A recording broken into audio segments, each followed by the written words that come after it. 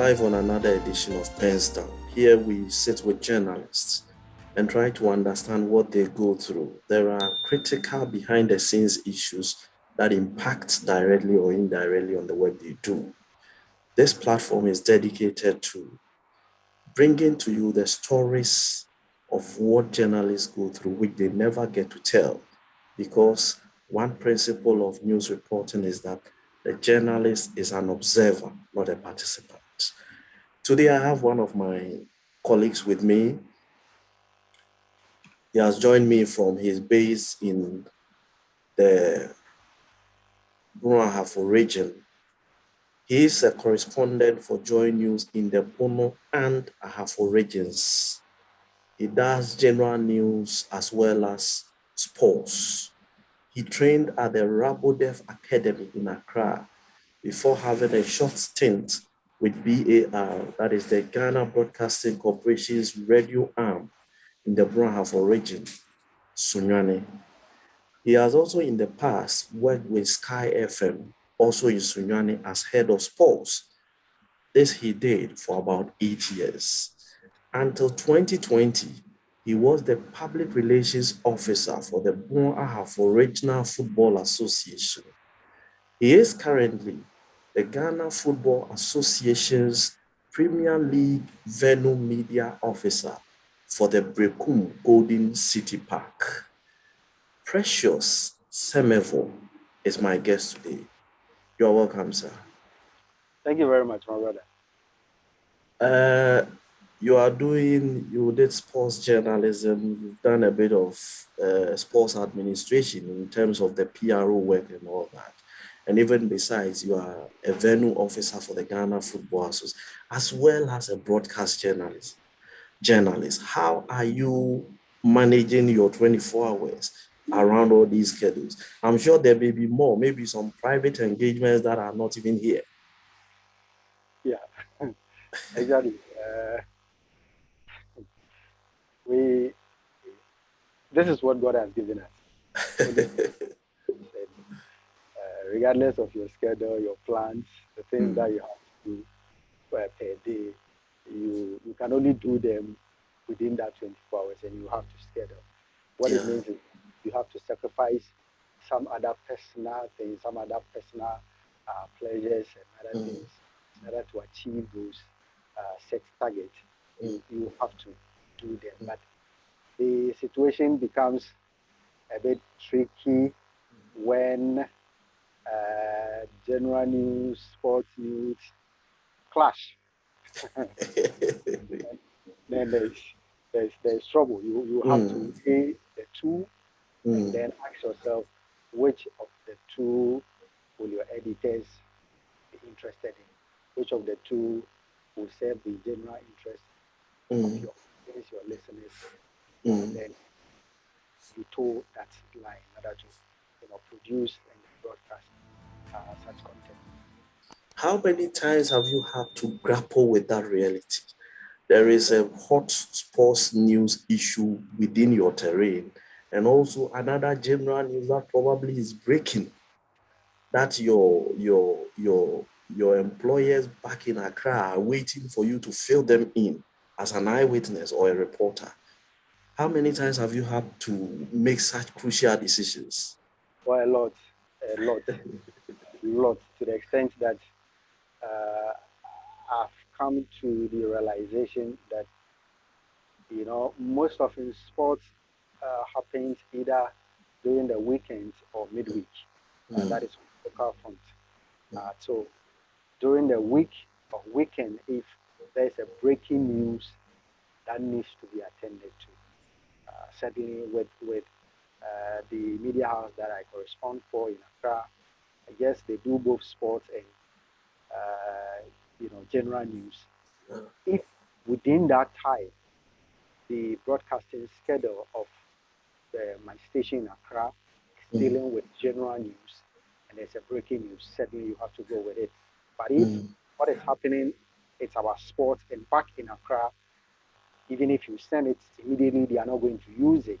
Then you have to go with the sports. But I've had a lot of such situations, and if I am to tilt the scale, most of it favors the general use.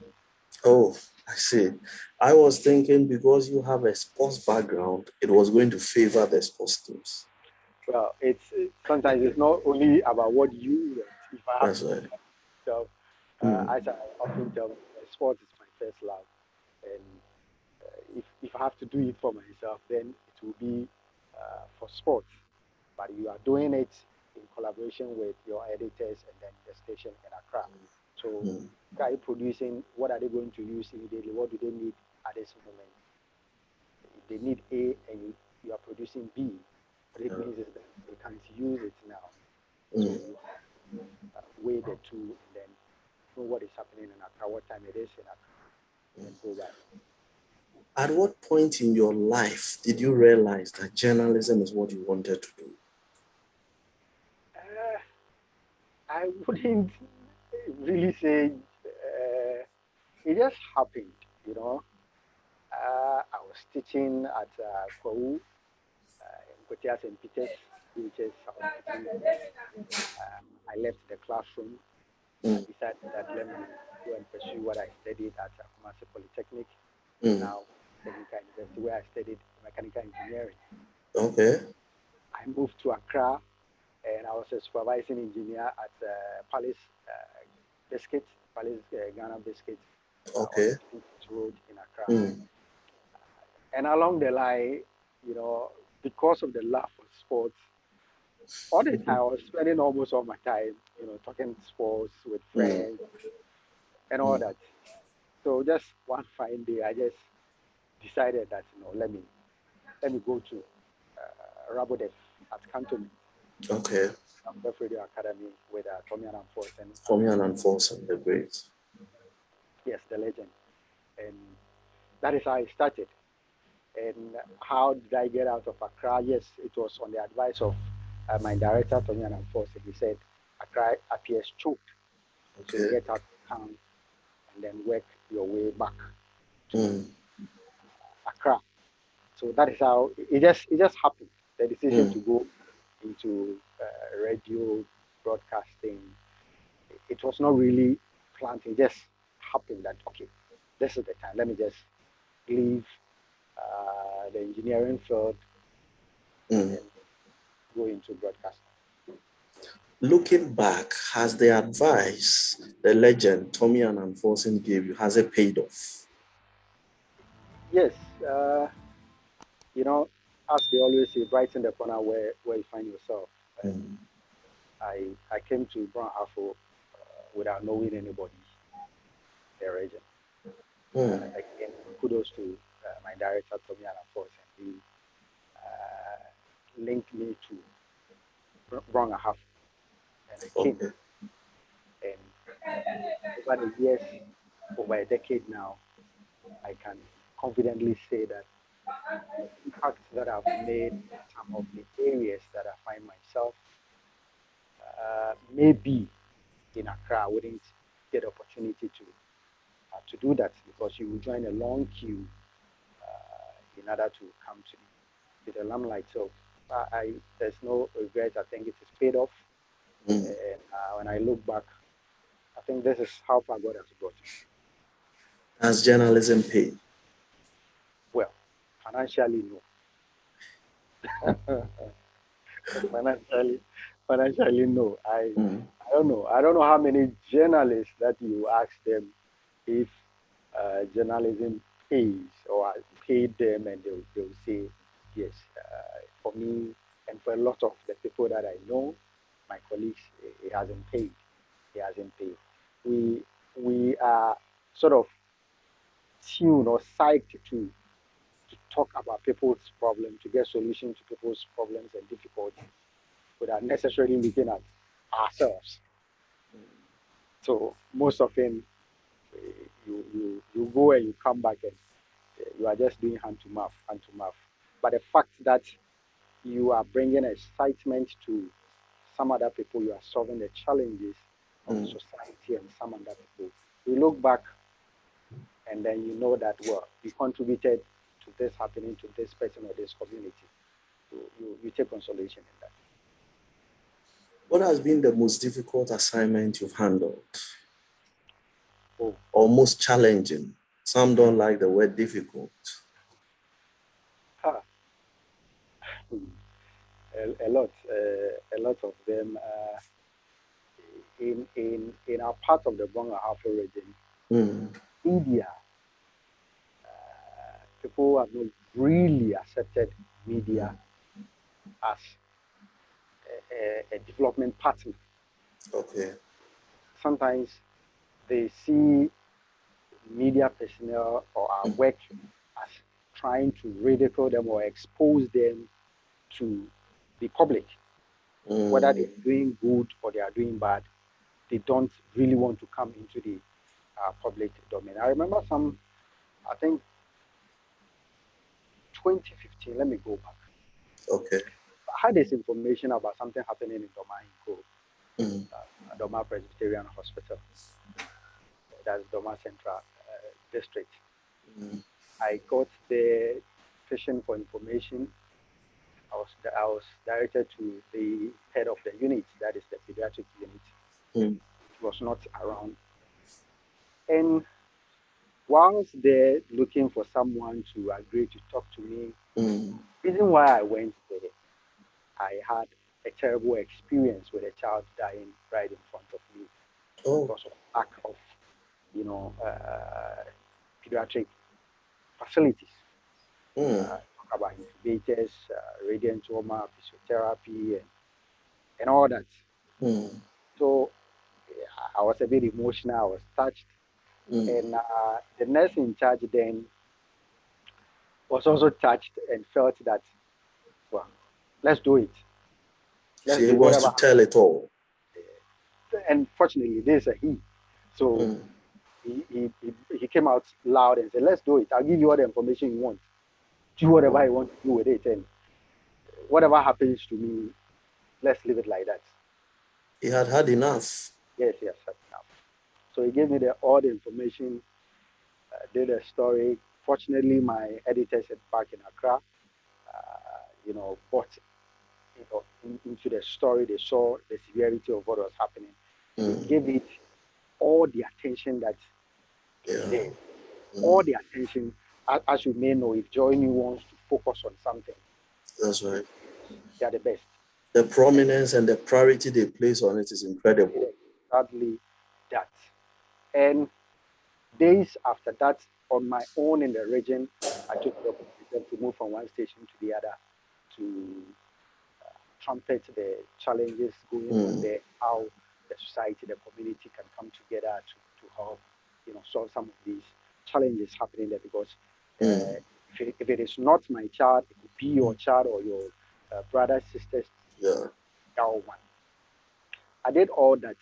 And days after, when the head of that department returned, Mm, she had a lot of calls from her superiors in Accra.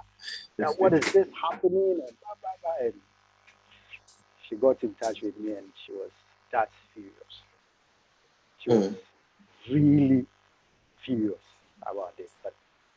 But what can you do? I've done what I have to do because of what I mm, witnessed myself and yeah. the data that I got, and we had to do it. The long and short is that the government then, under the then health minister, Alex Segbefia and the likes, Okay. they all came together. Lots of churches, banks, NGOs came together. And before we could say Jack, we had, should I say, more than enough of the equipment that we Wow. needed. And Mm, ministry, together with the community, also put up a big pediatric unit, mm, state of art pediatric unit for that hospital, that mm, community, which is having three districts as well as the border towns, Ghana and then Cote d'Ivoire. And mm, anytime I go back there and I look at it, I know that I contributed to yeah. this. It was very, very challenging because Mm, hey, you go into an area, there's no one ready to talk. Such an experience of a child dying right in front of you and all that. yeah. Very traumatic. But I had to put myself together and see how we can fashion a story and get results out of it. And God being so good, we're able to achieve something good from that. That was an impressive piece of impactful journalism. That is one of the key words the multimedia media group doesn't joke with, impact. Yes. So, But I am interested in what became of the nurse. You know, you were an outsider, he was yeah. within. What was his fate? What became of him? I did of faith, nothing really happened, to him. Okay. Administratively, they cautioned him when to talk to the media. If your superior is not there, you don't open up to the media. You are not the right person to speak to the media and all that. A bit of administrative, work was done on him, but it did not lead to his getting sacked out of work or suspended. But I'm sure even if they had gone to that extent, Mm, considering the outcome, the result that was coming out of what he agreed to do mm, with him, I'm sure they would have been shamed. honestly, Yes. So honestly. they they just let it slide. Though they were not happy initially, but thereafter, even when the building was commissioned, all of us, including this particular nurse and myself, were publicly acknowledged. Mm. And as it tells you that initially they didn't like it, but the outcome meant that we didn't mean harm. Let me pick your thought on a debate that is running on PENSDOWN here. Should journalists be licensed? Well, licenses. Ah, licenses, if we say getting licenses with the kind of professional we find ourselves in, Mm. as I sit here, I am not a trained Ghana journalist. I did not go to GIG. But per the definition of the Ghana Journalists Association, you qualify by practice. Yes. So that is where I Mm. was coming to. So either you go through the formal training Mm-hmm. or a job training. Yeah. So Mm. if both uh, get going through the licensure exams and all that, both formal training and then on the job training will have access to get the license. That is fine because there should be checks and balances. There should be Mm. some form of regulation. In Mm. every profession, you need some form of license to practice. You should belong to an association where they will, acknowledge, support, guide, regulate what happens, just as it happens with our lawyers, with our nurses, with our teachers, and all that. So for me, yes, I am for the idea because without that, Mm. as we say in our local parlance, if you be a mensa, That's true. there are a lot of people who say things on radio, on TV, and with the proliferation of social media and all that, people put all sort of write-ups out there. We need a system to regulate this. Mm. So I am all for journalists, getting licensed to operate so that they can be checked. If you are doing something and it is wrong, the mother body will check you. I am all Mm. for it. Attrition, the mass exodus of trained, qualified journalists from the food. It is all over the place and it's really troubling. Journalism is losing quality. Even from the answer you gave me that it will just happen, that looks like a blank check. We don't know whether it is tomorrow or next year or in 10 years or wherever. What is occasioning this attrition from the fold of journalists? Why are so many trained professionals abandoning the craft? I'm sure you have colleagues and maybe seniors or even subordinates who might have left. What are they telling you? Well, you know, mirage of issues, mirage of Mm, issues. It depends on the individual and out of the issues, which one is placed on the top burner as okay. the main issue.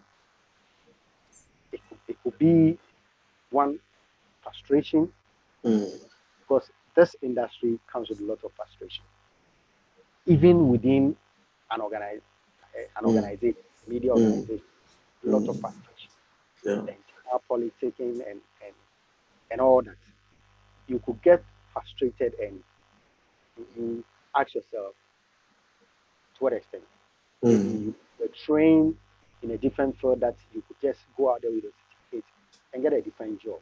So why continue to stress whilst you can serve in a different way and then use your social media page to to practice journalism, yeah, uh, in your own small way. It could also be that at the end of the day, all the time, all the energy that you spend, you need to keep body and soul together. yeah, It's very, very important. Very, very important because mm, we find ourselves in a part of the world, if you are more exposed to the media, mm, you come on TV, you are heard on radio and all that. So much is expected of you from your immediate family, the extended family, and then the society. mm, But if it is not happening that way, and you think you've served your community or you've paid your dues in the industry, and there's an opportunity to move into a different adventure, that could also happen.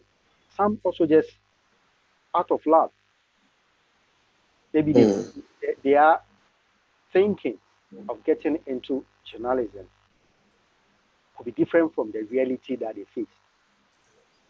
That could also push them out of the profession. And the motivation in journalism part of the world, it's almost nil. mm, If you are not if you are not self motivated, if you don't really want to do something to help the community to, you know, change the narration of where you live, people around, and all that, you can't go that far. mm.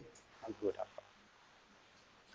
What stands out for you as the most exciting assignment you ever handled? After you were done, you yourself beat your chest and said, "I did this one." Well, uh, aside from the Doma experience that Mm, mm, I I talked about, mm, there are other issues also. mm. For instance, let me go into sports a bit.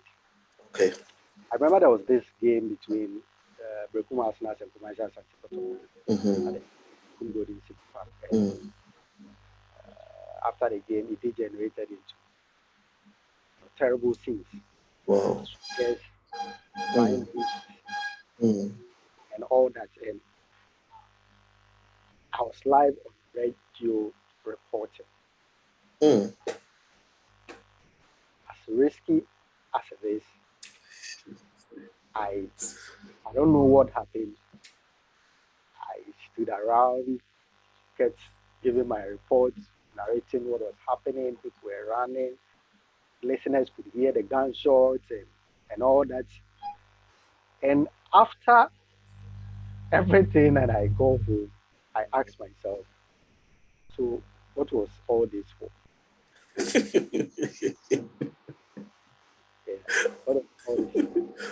To the extent that relatives called me and were like, why were you still there?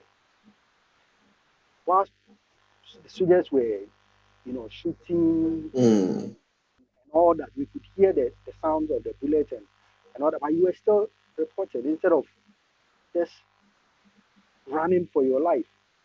I had no answer. I just had this excitement that yes, I witnessed everything. I stood there, saw everything, reported as I've seen it, and God being so good, I was not, and I was cool. I was cool with it. I was excited. I look back and I'm like, yes, very very risky, but I think it was worth it. Creating the picture to my, my listeners who were not at the Golden City mm, Park, and our listeners on Joy FM Media, where it's across the world. So staying mm. back, painting the picture to them, and with the protection of God, everything went well. When I look back, I feel well. Very risky, but I'm glad I did it. How come you never thought about your life, your safety, before getting yourself into the midst of blazing guns to do reports? I've asked myself so many times, but Mm, all the times I get no answer. Maybe because, yes, I was reporting, and then the situation from mere misunderstandings mm, graduated into scuffles and the security trying to separate them. People would not listen, and it degenerated into something else. And the police had to, fire tear gas and all that just to disperse the crowd and all that. So it didn't occur to me to run. mm, Seriously, why I didn't run, I still don't know. Maybe at that moment, the danger I was in did not dawn on me mm, until after the whole thing that I asked myself, what was all this for? I could have been hit by mm. any of stray bullets, and that would have been it. But it's not How happened. did you get into Ghana Football Association, the regional football setup and all? How did you get in to work with them? Well, yes, through the fact that when I was working with Sky FM in Sunyani as the Okay. head of sports, Mm, because we deal mostly with sports, sporting bodies and all that. okay. The National Football Association, I got very close with them, so it got to a point that they needed someone who could manage their communications and Mm, PR work. So they got in touch with me, and I agreed, to do that them because yes, I love the sports, and if you have the opportunity to work the administrative side of it, it was all good. And that is how it has been from the regional level to the national level. So the media officer job that I'm doing in Yokum, it is not under the Regional Football Association, but rather under the Ghana Football Association in Accra. okay. Mm. That is quite an interesting combination. You know, you are a journalist, you are a news reporter. The Regional Football Association or the Ghana Football Association, in the context of journalism, are newsmakers. Now, whenever they aired and you were a journalist, you had to report, and still you were PRO of the setup. Where did you stand? Maybe that is why my boss then, Mm, Augustine Asante, comes in because okay. he got to know me as someone who is principled, someone who Mm, is straightforward, someone who mm, says to this, I will not embellish it just as you said, mm, will say that. So the faith was there based on what they've heard or they've seen me doing. They believe mm, I will not be compromised. mm, Neither would I be in a situation where, because the football association is doing something, I cannot report mm, it. mm, Sometimes my boss gets surprised. Something happens at the football association, for instance, during the competition, lower division competitions. Because I'm involved, the following morning they will hear it on radio. That is a different. Yes. When I get to the office, I am doing my work as this, mm, and I'll make sure I broadcast exactly what has happened. mm, Yes. But confidential information that we all know is not for the public domain. mm. Do not say that because I am affiliated to the Football Association, Yeah, you will see confidential information on my network. No, you will not, because it is not supposed to go into the public domain and it will that's right. remain such. If How it is much of something, how much of curious stares and frowns did this your attitude and posture attract from people within the corridors of football? Oh, a lot, a lot, a lot. To the extent that even as at now, some still doesn't. They, some a lot of people don't really, want to flow, around with me because they are not sure what will happen or what I will say, whether I've changed because I am no longer Mm, in at the football association. So when I get close, you know, if you are principled, you mm, should cut across everywhere you find yourself. yeah. As I'm having a conversation with you now, if it is not for the public domain, we all agree it's not for the public domain. Mm-hmm. Circumstances, will I mention it outside? Hmm. That it will not happen. People felt. I remember there were these times that something happens, I'm called on radio to talk about what happened at the RFA and say it as it is, because what they may have heard and the Mm, official position of the RFA is not what they heard.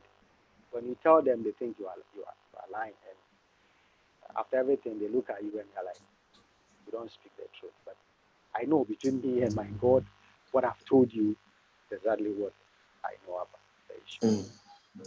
My final question, let me take you back to the hospital. That head of the department you didn't meet, who later called to insult you for putting her job on the line, quote unquote. On the day the facilities were commissioned, was she there? Did you meet her? Did you greet her? What was the atmosphere between the two of you? Uh, After she called me and she wasn't really happy Mm, with how I came, met her absence, got information from subordinates, and then went to town with it. She wasn't happy. mm, She wanted us to meet, but our schedule was such that we could not meet. mm, But eventually, when the goodies started coming, mm, not even a single goodie would come without her calling me. mm. We became that close. Wow. Immediately, she got to know that we didn't do this with any malicious, intent. Intent. Mm, So whether incubators were coming from banks or some NGOs, some organizations, district assembly, everything that came to come. And I'm talking. Who am I talking? I'm talking about Dr. Adoma Fuku. okay. Dr.